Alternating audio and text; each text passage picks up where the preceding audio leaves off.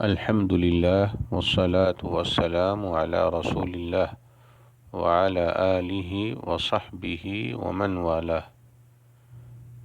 شہر مدینہ کی ایک فضیلت یہ ہے کہ یہ شہر پاک اور ناپاک لوگوں کو چھانٹ دیتا ہے۔ مدینہ خبیث اور فاسد کو اپنے یہاں سے نکال دیتا ہے، لہذا مدینہ میں صرف وہی لوگ باقی رہیں گے جو خالص ایمان والے ہوں گے۔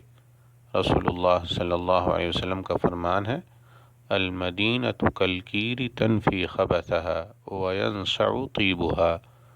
مدینہ بھٹی کے مانند ہے، یہ ناپاک کو الگ کر کے پاکیزہ کو چھانٹ دیتا ہے۔ رواہ البخاری و مسلم۔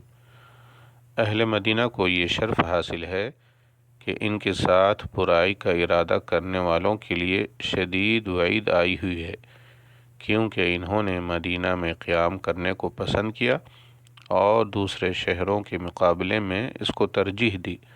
رسول اللہ صلی اللہ علیہ وسلم کا فرمان ہے، من اراد اہل المدینہ بسوء اذابہ اللہ کما یذوب الملح فی الماء۔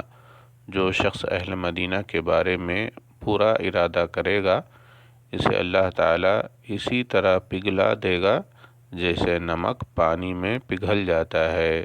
رواہ البخاری و مسلم۔ اللہ تعالیٰ اعلم۔ السلام علیکم ورحمۃ اللہ وبرکاتہ۔